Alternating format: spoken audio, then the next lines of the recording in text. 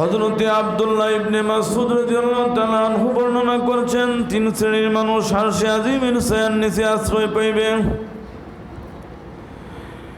এক নাম্বার হলো যারা আত্মীয়তা স্বজনের হক আদায় করে।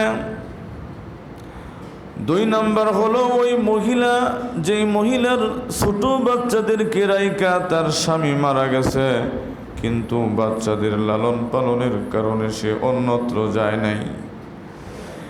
এতিমদের লালন পালনের জন্য, ওদেরকে আদব শিক্ষা দেওয়ার জন্য, ওদেরকে ভালো রাখার জন্য অন্যত্র যায় নাই। অন্যত্র না যায় ওদেরকে আদব শিক্ষা দিছে, ওদের পিছনে সময় ব্যয় করেছে।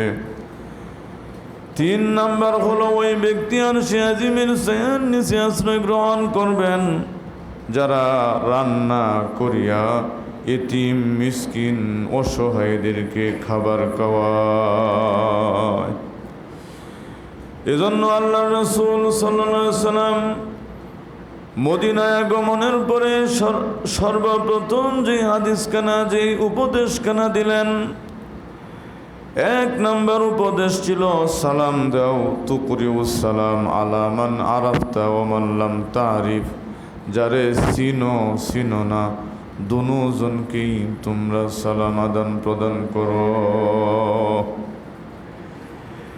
যাকে চিনো আর চিনো না, চিনলে সালাম দিবা না, চিনলে দিবা না, এরকম না। আল্লাহ রাসূল বলেন সালাম প্রদান করো, সালাম বিনিময়। দুই নাম্বার হলো ওয়াতুতাইমুত তাআমা, খাবার খাওয়াও, মানুষকে আহার করাও, খাবার খাও, খাবার খাওয়াও, আরেকজনকে খানা খাওয়ানোর চেষ্টা করো। তিন নাম্বার হলো মানুষেরা যখন ঘুমায় যায় ওই সময় ওইটা রাতের আধারে যায় নামাজে দাঁড়ায়া নামাজ পড়ো।